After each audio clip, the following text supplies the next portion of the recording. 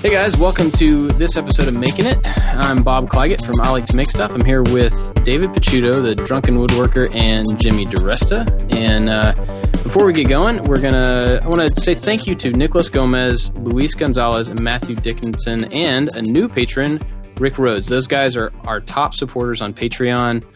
You're awesome, and we really appreciate you. And thank also, you, I want to say a special thanks to Craig Mellinson, who gave us a donation this past week. It was really generous, so thanks. And yeah, if you guys enjoy the show and you want to help us do more of it and continue it and all that stuff, patreon.com/makingit is a great way for you to support us. If you don't want to do that, you could also just go to iTunes and leave us a rating, review. That all helps get the show in front of more people. So, in this episode, we got kind of a general interesting thing to talk about, and we'll get to that. But before we do, let's talk about what we're working on. David, what are you doing? I am currently making a video on how to make a camera slider.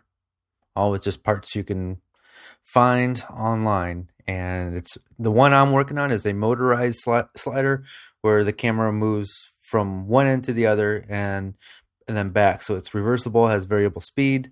And then after I tackle that, then I want to get a little bit more complicated and try a version 2 using the Arduino and a stepper motor and actually be able to program it. But I wanted to get past this first easier one and then see where it goes. So I'm working on a video for that. I just completed a really, really simple like key rack, coat rack video. That one's done, just waiting for that to make it live.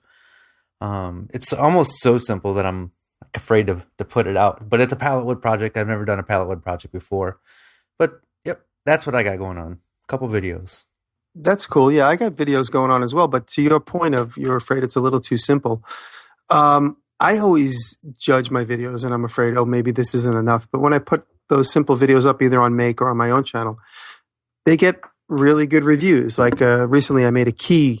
I made just a key for a lock, and I was afraid it didn't have enough meat to it. But once I finally did the edit, it get a lot of good comments, and it gets a lot of views. So good. That's good. Simple sometimes. Yeah, no, simple sometimes is good as well as complicated. It's like an ebb and flow.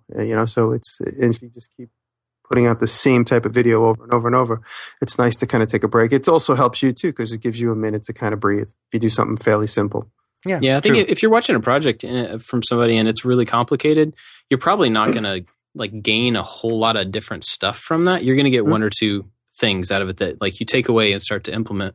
So a simple video, really can have that same effect. I mean, if somebody can walk away from it with something new, then it's probably successful, Yeah, I agree. And I've been working on videos this week as well. I started my distillery model this week, and it's really a lot of fun. I'm discovering a lot of new things about sheet metal. There's some pictures on my Instagram. So that's been a lot of fun playing with sheet metal. And I did a lamp, speaking of simple, the ultimate outcome looks very simple. It's just a drum with a tube sticking out of it with a lamp on the top. But you see the complicated mess I put inside to keep it upright and to keep it adjustable. So I took this old olive drum. I think it's available at Crate and Barrel. One of my clients picked it up and asked me to convert it into a lamp. And so I made a short video of that. I'm going to try and have up for Sunday. So I was working on that and the model all week. So a lot of fun with metal. Nice. Awesome. Bob, what do you got? I'm still working on the same thing I've been working on for the last 3 weeks. My Connect 4 is actually, it's almost done. Like the construction's almost done. And I started working on the video for it tonight. And I've got some other things here and there going on. I'm just like working on repairing some furniture for some friends of mine. And, nothing terribly interesting. But, just got a lot of other stuff outside of the shop going on at the moment. Yeah. Well, tonight's topic is why we do the things we do. And it's an interesting topic to ponder. It's funny because when we kicked around this idea a couple days ago, and I have a funny answer, which you guys will probably giggle at. Why do I do the things I do? And that is what motivates me to make things. I kind of feel ever since I was a little kid, all I ever did was make things. And so I feel like how some kids are born to just like play the piano and that's all they've ever done, or you meet somebody and like the minute you see somebody as a kid and you know that person's going to grow up to be a rock star no matter what, or an actor or a comedian, or it's just funny. I feel like I've just been like the genetic choosing was just, you're going to make things with your hands no matter what. Because every once in a while throughout my life, I thought maybe I would take a desk job, or I would do this, or I would just use my mind and not my hands. I wasn't fulfilled. So I felt like I really needed to get back to using my hands. And so why do I do the things I do? I feel like it's beyond my own personal ability to answer that question. I feel like it's in my genes. I like that. And I got to live with it sometimes. Why? Because you got to live with being awesome. I can't not do it. Yeah. No, but I mean, I got to live with it. Like I wish that I could just like do a sketch and make $10,000. I can't. I got to actually make the sketch and build the whole thing I just drew a picture of. So, like I said, that's what I mean when I say I got to live with it. It's like I tried to work at the toy company a couple of years ago, and I was sitting there and I just wanted to like physically make all the things I was trying to explain to everybody. Like I'd spend all day long drawing a picture, and I'm like, I could just make this so much quicker, but there's no tools here, and they don't want me to work out of my home.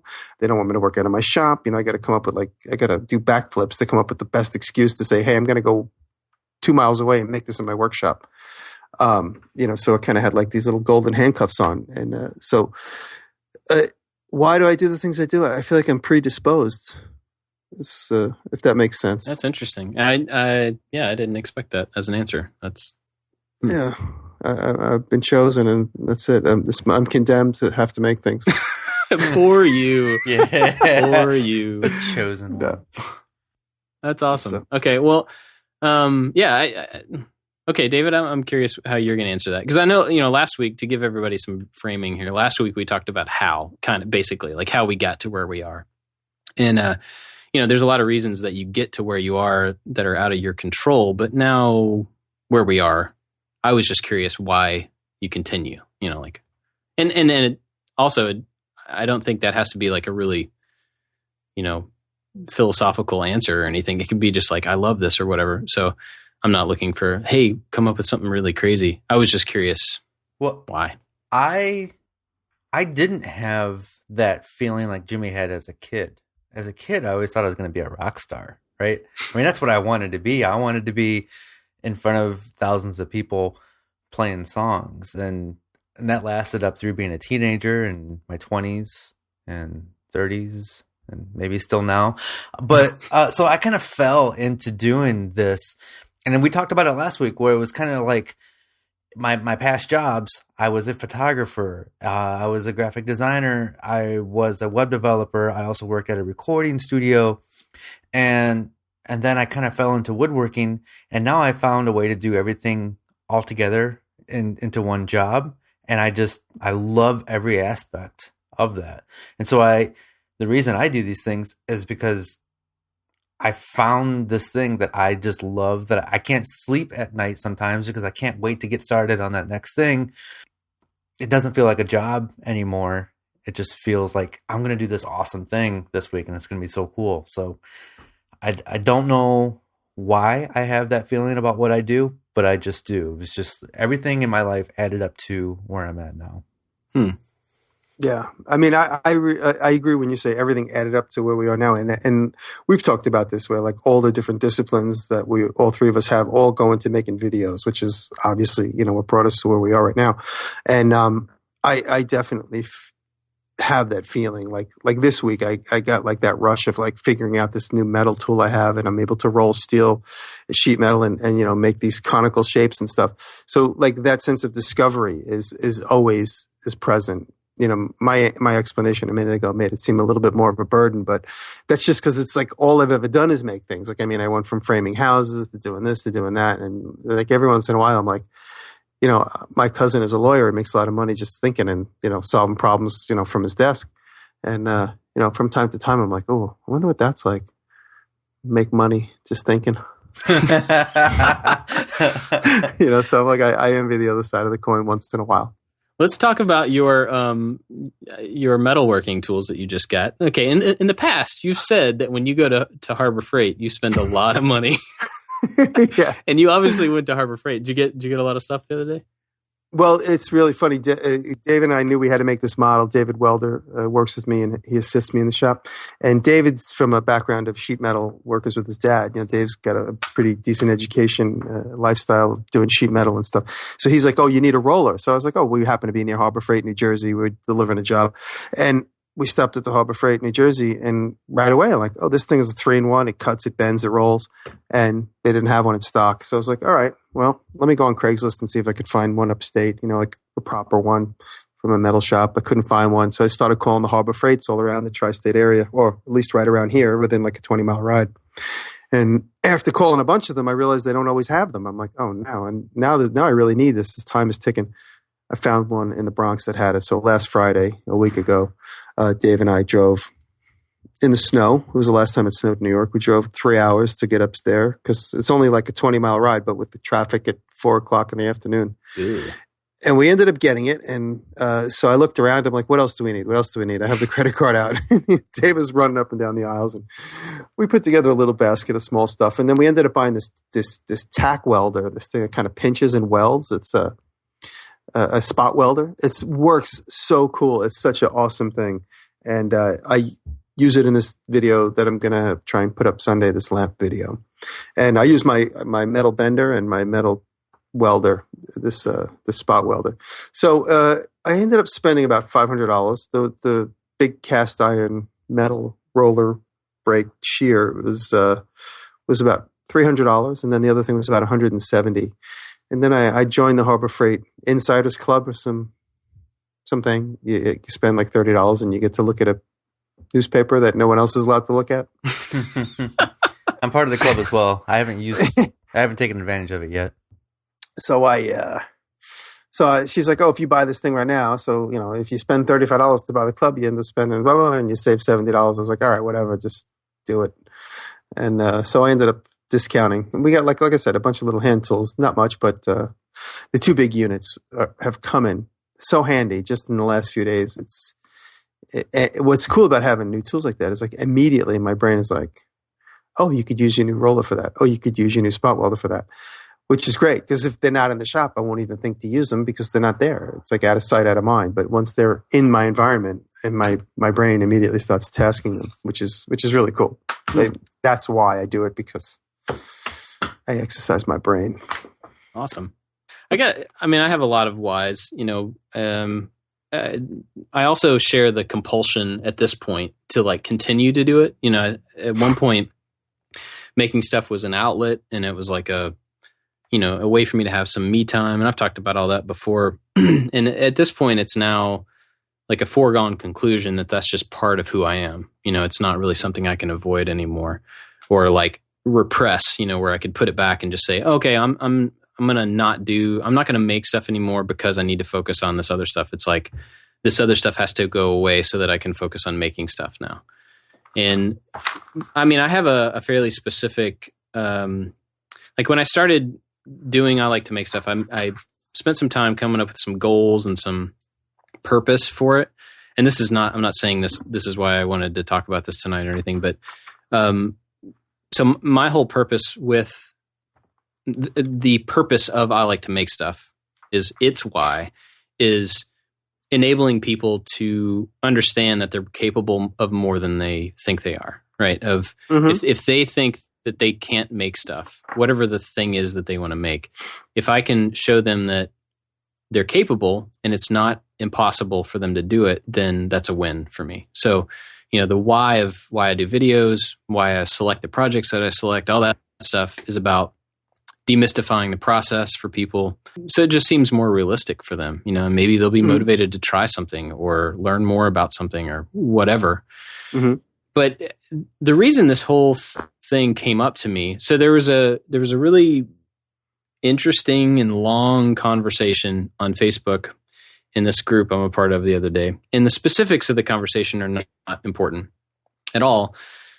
But it got me thinking about, after the fact, that all the people in this group, in Facebook groups or whatever groups in general, they're communities, right? So, and the three of us and most of the people listening to this are part of, well, pretty much everybody is a part of some community. And so anyway, I got thinking about this conversation and how it affected the community of people that were involved in it. This is going to get really kind of out there, so bear with me and long.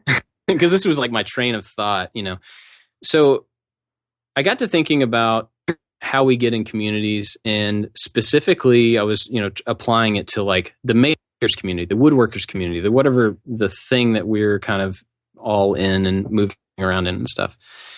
And as a good example, okay, here's what I'm trying to say. I'm not exactly sure how to say this. So imagine that the three of us, we're friends, we're hanging out, and we realize that we all three like volleyball. And we're like, hey, we should play volleyball sometime. Let's play volleyball. So we start playing volleyball. And every week we go play volleyball.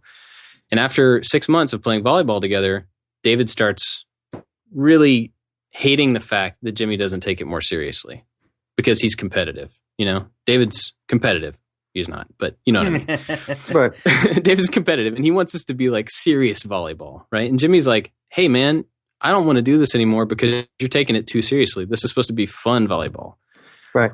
And so the thing I started to realize about communities, in this particular community that I'm in, is that like there's a thing that brings people together, a commonality of something that they have that they share, no matter where they're from, no matter what else they do, no matter what they care about, think about, whatever. There's a thing that brings them together, and that's the thing that makes them community.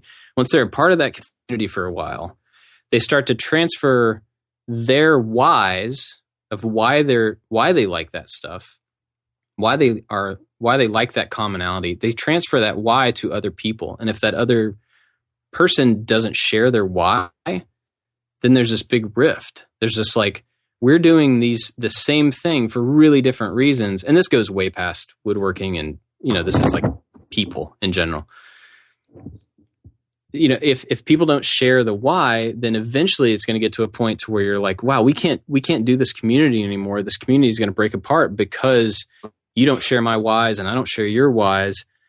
And anyway, so I got to thinking about this because I saw this like dissension and this like arguments and stuff in this group. These people that got together in the first place because they love the same thing.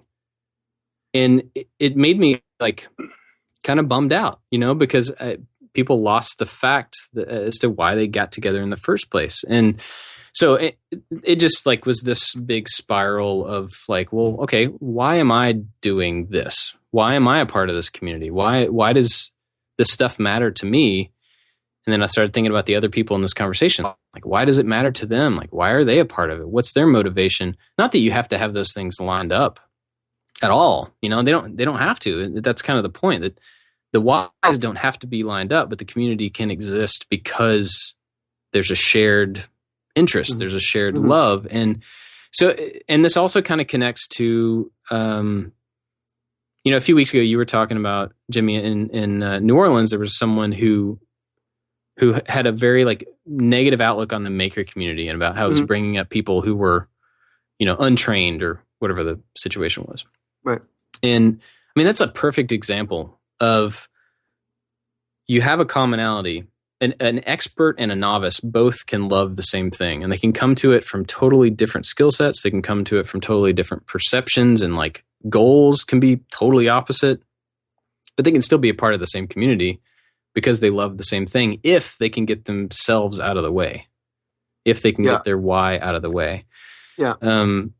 So yeah, it's funny. Yeah, there's obviously all these little I call them splinter groups, like like the terrorist splinter groups. The machinists and the axe nerds and the knife hardening nerds. All these guys. They a lot of my videos, people like, they lack to see the spirit of what I'm doing, and they look at the exact details. They're like, you didn't learn how to use a Bridgeport. Why do you think you could touch one?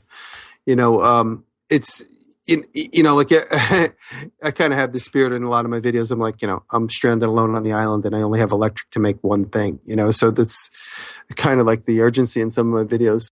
But talking about like how whenever there's a group, it reminds me of years ago, I was in a Cadillac club, and I got into a Cadillac club because I used to have antique Cadillacs, and it's the same thing you describe. It's like a group of guys all together because we're talking about how to swap parts, but all of a sudden there was like, who's going to be the president, and like what this, and I'm like, there's nothing to do with like, being into cool old cars and talking about old cars.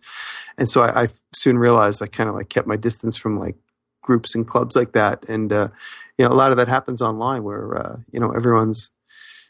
it gets together to discuss one thing. And then, the people start nitpicking each other and saying, oh, why are you here? Because you're not properly trained as a machinist or whatever it is. Right. Yeah. And, it's just forces you to kind of keep an arm's distance from certain groups and certain Which is things. a shame. I mean, that's lame, because one of the things is, like, in that case, if you're not a machinist and you go to a group where there are machinists or whatever the skill is, and that's something that you want to learn, you want to be a part of and learn through experience and like being part of that community, and you're pushed out of that community because you're not the same as them. Yeah, that's like star-bellied sneetches. If you're not a star-bellied sneetch, you're not allowed in the that part of the beach. Yeah. So then you remove your star.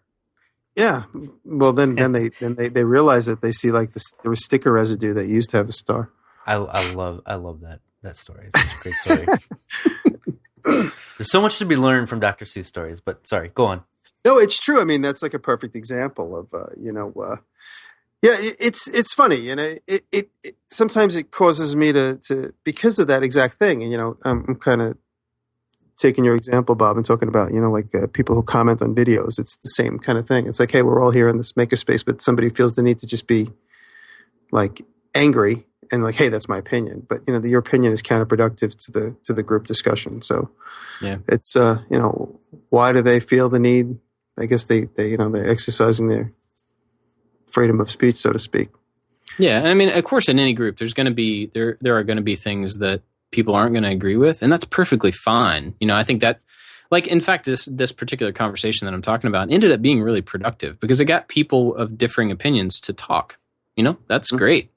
So it was good in the long run, I think, but it just really got me thinking about that. Like, people come into those types of situations and just really, because you have one thing in common with somebody, you inherently expect them to agree with you on everything else. And if they don't, then you can decide if that's a problem for you or not. The sad thing is that I see online and in the kind of community at large, YouTube at large, that people are really quick to let that be a problem for them. And that just, I think, stifles like the growth and like openness and people being okay to ask questions about things that they don't understand, which is huge. I mean, if I was afraid to ask questions about the stuff that I don't understand, I don't know how to do, I wouldn't know how to do anything.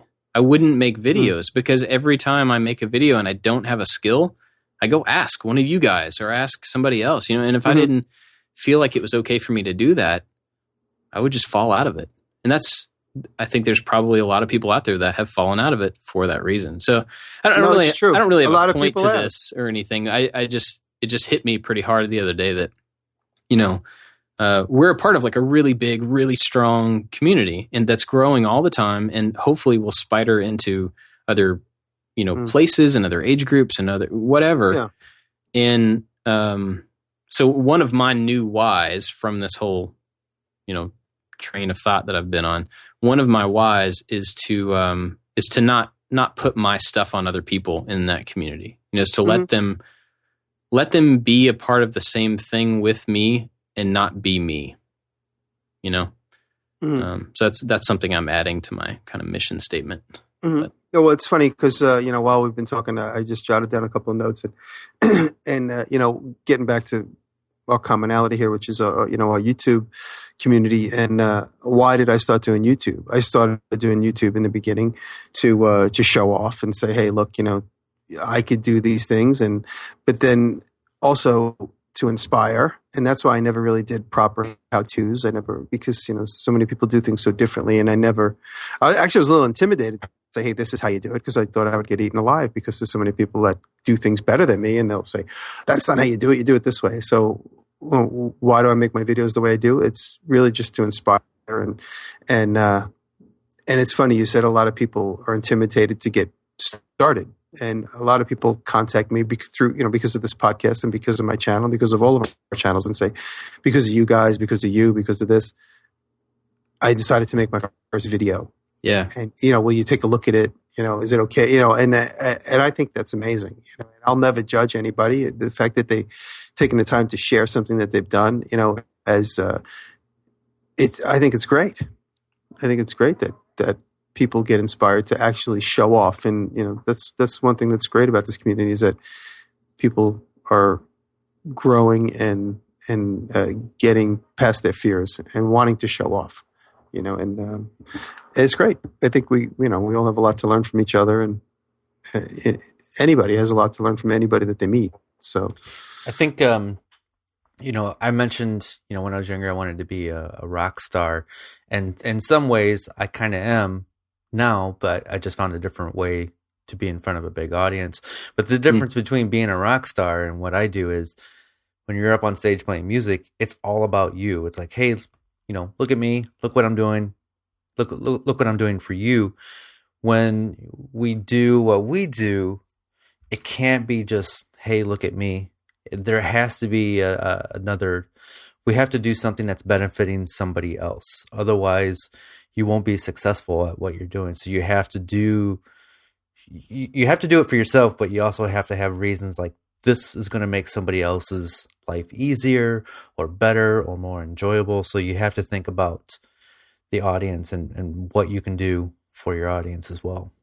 Yeah, and what you're saying totally applies. I don't want to because we're all on YouTube, I don't want to make the assumption that everybody who listens to this is on YouTube, because I know that's not the case. But what you're saying totally applies to everybody. Anybody that makes picture frames in their, garage or whatever. I mean, if you make a product, if you spend time using your hands to create a thing, that thing is going to go to someone, and it can be useful for them. They can enjoy looking at it, whatever the case may be. It's going to someone somewhere eventually. And, not that you have to have a big, I'm going to save the world why as to why you do those things, but you're totally right. It can't be about, I'm going to make this thing so that I can show off the fact that I can make this thing all the time.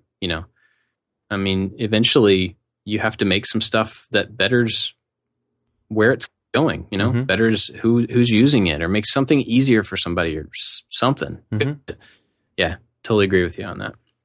Yeah, no, I mean, I get so many great comments and emails from people like, hey, because of the videos on YouTube, I've gotten out to my garage again. Mm-hmm. And I finished that project I started because I see there's really nothing more to it than just getting started. And that's fantastic. And that has really become the why for what for me sharing my stuff with the world. Yeah. That has really become the why, is just inspiring people. And the great feedback I get motivates me even more. And, I'm constantly like, oh, if I show this, oh, this is cool. This will, inspire somebody or that somebody. I'm also trying to keep it exciting. But yeah, so that's a good why. Aside from being chosen to make things by a higher power, being stuck with it, being burdened with the need to always make things. No, it's funny. I jokingly say it's a burden, but it's no matter where I go, if I show up at a friend's house, they're like, "Oh, could you look at this shelf? Could you see?" And then look, all of a sudden, I'm like, "Get the screwdrivers." Well, I only have this pink set of screwdrivers. Do you think this will work? I have a hammer with fur on it. Is that all right? I'm like, okay, give me that. We'll try and make this work. So I'm like, Mr. Fix It everywhere I go, and everywhere I show up, someone pulls me aside and says, "Hey, I want to make a custom cat litter box. Do you think you could cut all the wood for me?" I'm like, "Okay, just come over on Sunday." So that's jokingly. I jokingly say that's why it's a burden. Yeah, but. Yeah, but that's the truth, though. Once you go down that path, and I'm sure everybody who makes something can see that. As soon as the people around you know that you have a skill like that, they're like, "Oh, I can't do that. So can you do it for me, or can you help me do it?" And which means do it for me. Yeah, but that's actually pretty awesome that you're enabling somebody to have something that they want, even if they're not capable yet or they're not confident enough to do it. No, I know. I'm just kidding around. I mean, I love it, and I love helping people. There's no doubt about it. It's kind of, I guess, again, that's what I feel like I've been chosen to do.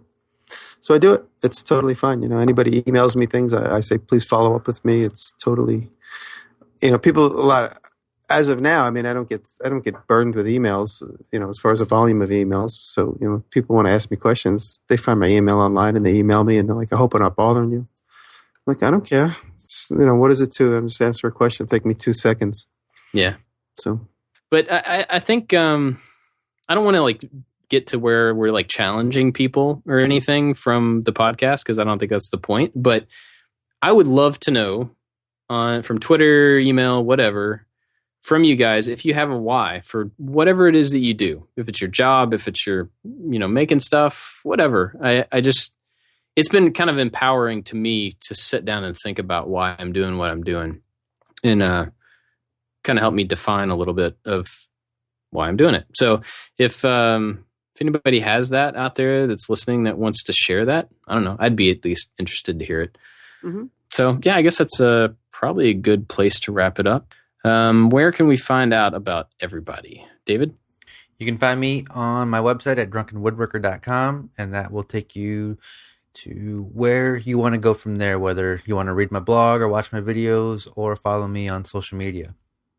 There's a cute picture of me and Woody on my Wikipedia page. Google me. You have a Wikipedia page? Yeah, somebody made it, and there was no picture, so I put up a picture of me and Woody. Awesome. I want a Wikipedia page. Somebody make me one. I'm just kidding. Please don't. That's going to happen now. You know it. Yeah, it's going to be all wrong. Information is going to be all wrong. That's very possible. Yeah, all my stuff is at ILikeToMakeStuff.com. Yeah, so go check us out. Send us all some messages. We do all love getting email and answering questions and, whatever. You can get in touch with all three of us from info@makingitpodcast.com or on Twitter at makingitpodcast. So, yeah, thanks for being with us this week, guys, and we'll see you next week. Thank you. Have a good one.